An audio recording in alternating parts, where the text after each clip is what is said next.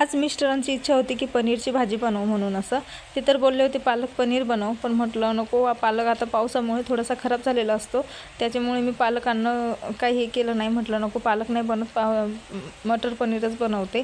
तर त्यासाठी मी तर पनीर वगैरे कट करून घेत होते आणि तेवढ्यात बघा लाईट गेली आणि म्हटलं आता मसाला वगैरे काढायचा. पण बरं तरी तेवढी 5 मिनिटातच लाईट परत आली. त्यानंतर मी इथं मसाला काढत होते, कारण की मला पटकन काढून घ्यायचं होतं. म्हटलं लाईट आता आली आहे, परत किती वेळ राहील सांगता येत नाही, कारण बाहेर सगळं पाऊस चालू आहेत ना, तर लाईट केव्हा जाते आणि केव्हा येते काही कळतच नाही आहे. त्यामुळे मी इथं पटापट टोमॅटो, कांदा, कोथिंबीर, खोबरं वगैरे सगळं ग्रेव्हीसाठी तयार करून घेतलं होतं आणि पनीरला पण इथं शालो फ्राय करून घेत होते मी भाजीमध्ये टाकण्यासाठी.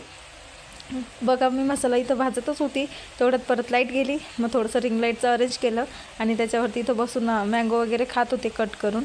आणि बाहेर बघा असं पाऊस चालू आहेत ना, तिथं बघा इतका जोराचा पाऊस होता ना की बापरे, असं वाटत होतं आता किती वेळ चालणार आणि काही नाही, लाईट येते की नाही परत. तर लाईटीचा तर भरोसा नसतो. बघा तुम्हाला ते पाईपाचं पाणी दिसत असेल की किती जोराचा पाऊस चालू होता. तर आणि सगळीकडे म्हणजे बाहेरची लाईट होती, पण घरांमधली लाईट गेलेली होती. आम्ही थोडंसं पावसामध्ये एन्जॉय केलं. एन्जॉय म्हणजे नुसतं बघत राहतो की किती जोरात पाऊस चालू आहे, किती जोरात पाऊस चालू आहे, असंच चालू असतं. तर तुमच्याकडे पण किती पाऊस चालू आहे ते मला कमेंटमध्ये